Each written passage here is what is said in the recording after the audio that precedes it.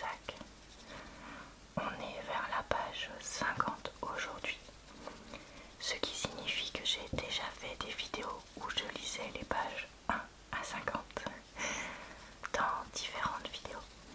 Donc je vous mettrai le lien en barre d'informations, commentaires épinglés et dans le i en haut de l'écran vers ces vidéos précédentes. Vous savez, si vous suivez ma chaîne, que ce n'est pas la première fois que je vous chuchote la lecture d'un livre en entier.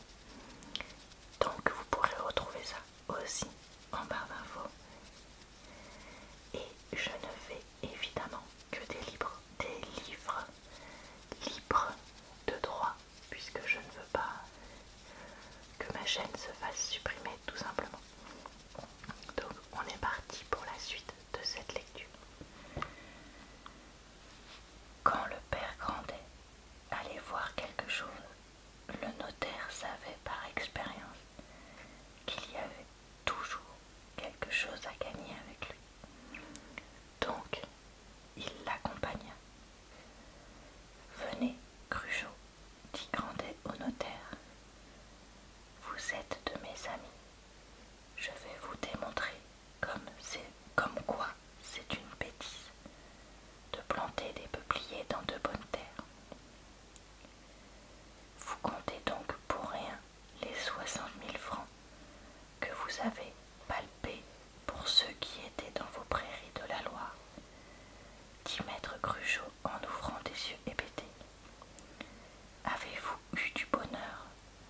Coupez vos arbres où l'on manquait de bois blanc à Nantes et les vendre 30 francs. Eugénie écoutait, sans savoir qu'elle touchait au moment le plus solennel de sa vie, et que le notaire allait faire prononcer sur elle un arrêt paternel et souverain. Grandet était arrivé aux magnifiques prairies qu'il possédait au bord de la Loire,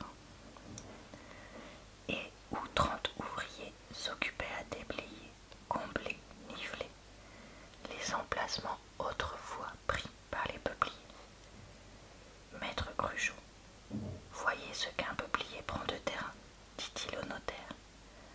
Jean, cria-t-il à un ouvrier, mesure avec ta toise dans tous les sens. 4 fois 8 puits, répondit l'ouvrier après avoir fini.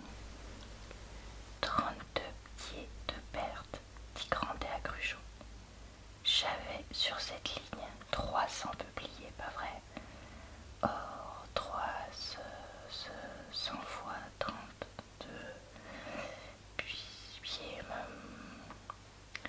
me mangeait 500 de foin, ajouté 2 fois autant sur les côtés, 1500 les rangées du milieu autant.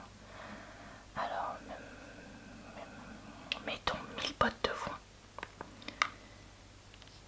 Eh bien, dit Cruchot, pour aider son ami, 1000 bottes de foin, là, valent environ 600 francs. Dites 1200 à cause des 3 à 4 francs de regain. Eh bien, ça, y a qu'à calculer ce que tout 1100 francs par an pendant 40 ans donne avec les intérêts composés que vous avez. Va pour 60 000 francs, dit le notaire. Je le veux bien, ça ne fera que 60 000 francs. Eh bien, reprit le vigneron sans bégayer, 2000 peupliers de 40 ans ne me donneraient pas 50 000 francs. Il y a perte. J'ai trouvé ça, moi, dit Grandet, en se dressant sur ses ergots. Jean, reprit-il, tu combleras les trous, excepté du côté de la Loire, où tu planteras les peupliers que j'ai achetés. En les mettant dans la rivière, ils se nourriront aux frais du gouvernement, ajouta-t-il en se tournant vers Cruchot et imprimant à la loupe de son nez un léger mouvement qui valait le plus ironique des sourires. Cela est clair, doivent se planter que sur les terres maigres, dit Cruchot, stupéfait par les calculs de Grandet. Oui, monsieur, répondit ironiquement le tonnelier. Eugénie, qui regardait le sublime paysage de la Loire sans écouter les calculs de son père, prêta bientôt l'oreille au discours de Cruchot en l'entendant dire à son client. Eh bien, vous avez fait venir un gendre de Paris. Il n'est question que de votre neveu dans tout Saumur.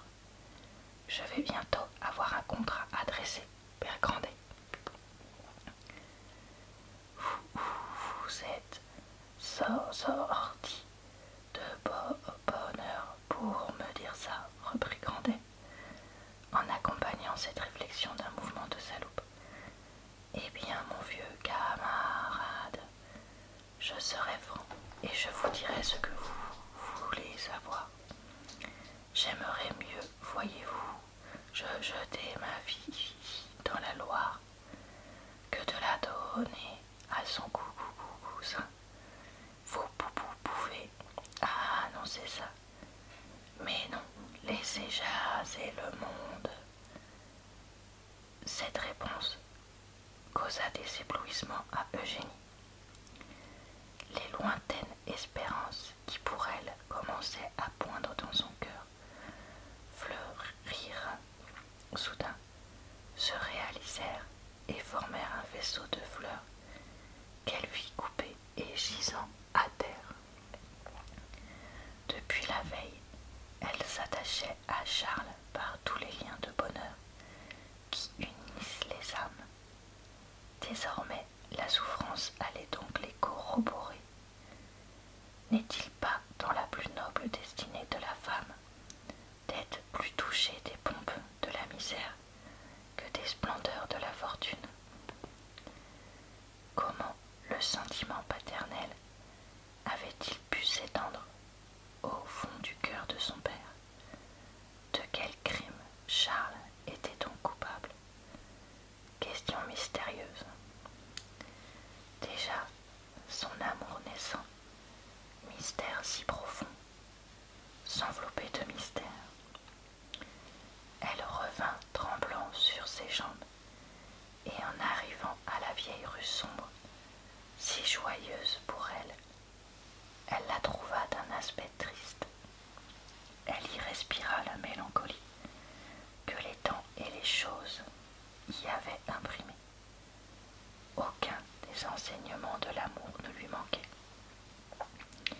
À quelques pas du logis, elle devança son père et l'attendit à la porte après y avoir frappé. Mais Grandet, qui voyait dans la main du notaire un journal encore sous bande, lui avait dit « Où sont les fonds ?» « Vous ne voulez pas m'écouter, Grandet, lui répondit Cruchot. Achetez-en vite. Il y a encore 20% à gagner en 2 ans, outre les intérêts, à un excellent taux. 5000 livres de rente pour 80 000 francs. Les fonds sont à 80 francs 50 centimes. Nous verrons cela, répondit Grandet en se frottant le menton. Mon Dieu, dit le notaire. Eh bien quoi? S'écria Grandet, au moment où Cruchot lui mettait le journal sous les yeux, en lui disant « Lisez cet article. Monsieur Grandet, l'un des négociants les plus estimés de Paris, s'est brûlé la cervelle hier, après avoir fait son apparition accoutumée à la bourse. Il avait envoyé au président de la Chambre des députés sa démission et s'était également démis de ses fonctions de juge au tribunal de commerce.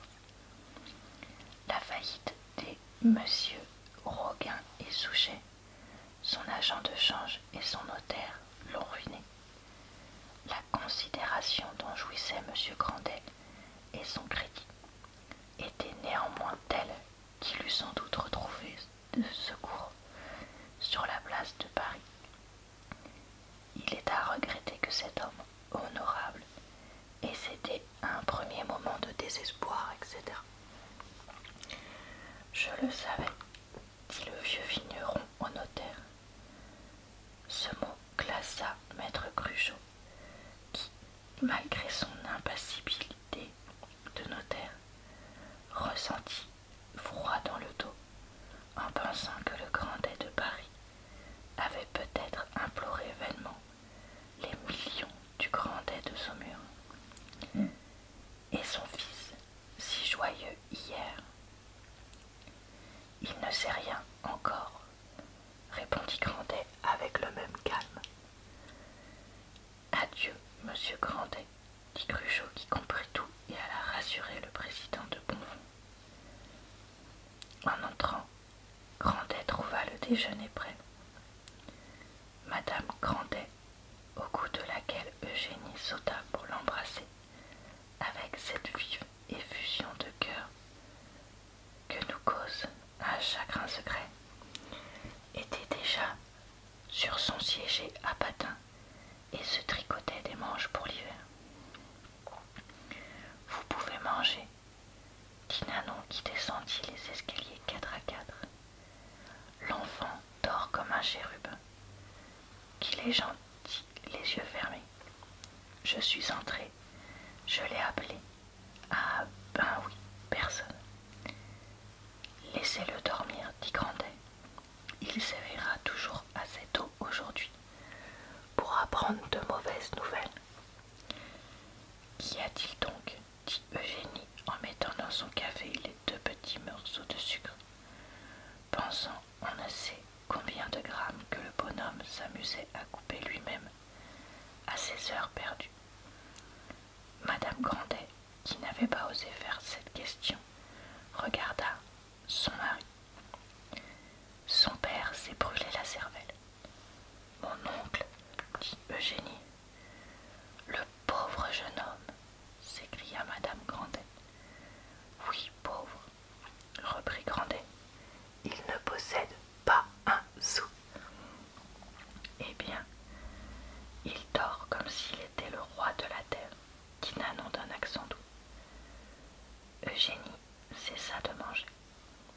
Son cœur se serra, comme il se serre quand, pour la première fois, la compassion, excitée par le malheur de celui qu'elle aime, s'épanche dans le corps entier d'une femme. La pauvre fille pleura. Tu ne connaissais pas ton oncle.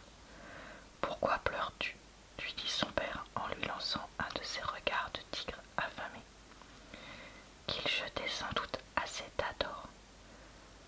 Oui, monsieur, dit la servante, qui ne se sentirait pas de pitié pour ce pauvre jeune homme qui dort comme un sabot, sans savoir son sort. Je ne te parle pas, Nanon, tiens ta langue. Eugénie apprit en ce moment que la femme qui aime doit toujours dissimuler ses sentiments. Elle ne répondit pas.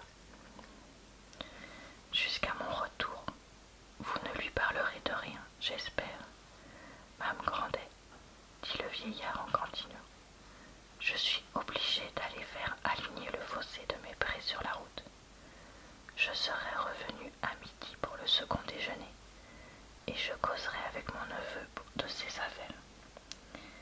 Quant à toi, mademoiselle Eugénie, si c'est pour ce mirliflor que tu pleures, assez comme cela, mon enfant. Il partira tard pour les grandes Indes. Tu ne le verras plus. Le père prit ses gants au bord de son chapeau, les mit avec son calme habituel, les assujettit en s'emmortaisant les doigts les uns dans les autres et sortit. Ah, maman, j'étouffe, s'écria Eugénie quand elle fut seule avec sa mère. Je n'ai jamais souffert ainsi. Madame Grandet, en voyant sa fille pâlir, ouvrit la croisée et lui fit respirer le grand air. Je suis mieux, dit Eugénie après un moment. Cette émotion nerveuse chez une autre chez une nature jusqu'alors en apparence calme et froide, réagit sur Madame Grandet, qui regarda sa fille avec cette intuition sympathique dont sont douées les mères pour l'objet de leur tendresse, et devina tout. Mais à la vérité, la vie des célèbres sœurs hongroises, attachées l'une à l'autre par une erreur de la nature, n'avait pas été plus intime que ne l'était celle d'Eugénie et de sa mère, toujours ensemble dans une embrasure de croisée, ensemble à l'église et dormant ensemble dans le même air. Ma pauvre enfant, dit Madame Grandet en prenant la tête d'Eugénie pour l'appuyer contre son sein. À ces mots, la jeune fille releva la tête, interrogea sa mère par un regard, en scruta les secrètes pensées et lui dit: pourquoi l'envoyer aux Indes s'il est malheureux? Ne doit-il pas rester ici? N'est-il pas notre plus proche parent? Oui, mon enfant, ce serait bien naturel, mais ton père a ses raisons, nous devons les respecter. La mère et la fille s'assirent en silence, l'une sur sa chaise à patins, l'autre sur son petit fauteuil, et toutes deux, elles reprirent leur ouvrage, oppressées de reconnaissance pour l'admirable entente de cœur que lui avait témoigné sa mère. Eugénie lui baisa la main en disant: comme tu es bonne, ma chère maman. Ces paroles firent rayonner le vieux visage maternel, flétri par de longues douleurs. Le trouves-tu bien? Demanda Eugénie. Madame Grandet ne répondit que par un sourire. Puis, après un moment de silence, elle dit à voix basse: l'aimerais-tu donc déjà? Ce serait mal. Mal, reprit Eugénie. Pourquoi? Il te plaît. Il plaît à Nanon. Pourquoi ne me plairait-il pas? Tiens, maman, mettons la table pour son déjeuner. Elle jeta son ouvrage. La mère en fit autant en lui disant: tu es folle. Mais elle se plut à justifier la folie de sa fille en la partageant. Eugénie appela Nanon. Quoi? Que voulez-vous encore, mademoiselle? Nanon, tu auras bien de la crème pour midi. Ah, pour midi, oui, répondit la vieille servante. Eh bien, donne-lui du café bien fort. J'ai entendu dire à monsieur des Grassins que le café se faisait bien fort à Paris, mais sans beaucoup. Et où voulez-vous que j'en prenne? Achète-en. Et si monsieur me rencontre, il est assez pris. Je cours. Mais monsieur Fessard m'a déjà demandé si les 3 mages étaient chez nous en me donnant de la bougie. Toute la ville va savoir notre déportement. Si ton père s'aperçoit de quelque chose, dit Madame Grandet, il est capable de nous battre. Eh bien, il nous battra. Nous recevrons ses coups à genoux. Madame le Grandet leva les yeux au ciel pour toute réponse. Nanon prit sa coiffe et sortit. Eugénie donna du linge blanc. Elle alla chercher quelques-unes des grappes de raisin qu'elle s'était amusée à étendre sur des cordes dans le grenier. Elle marcha légèrement le long du corridor pour ne point éveiller son cousin, et ne put s'empêcher d'écouter à sa porte la respiration qui s'échappait en temps égaux de ses lèvres. Le malheur veille pendant qu'il dort, se dit-elle.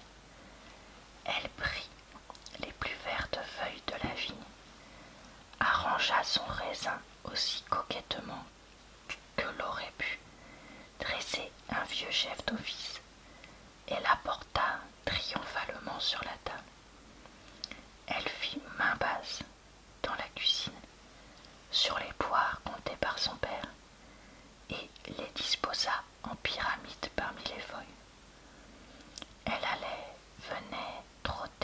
sautait.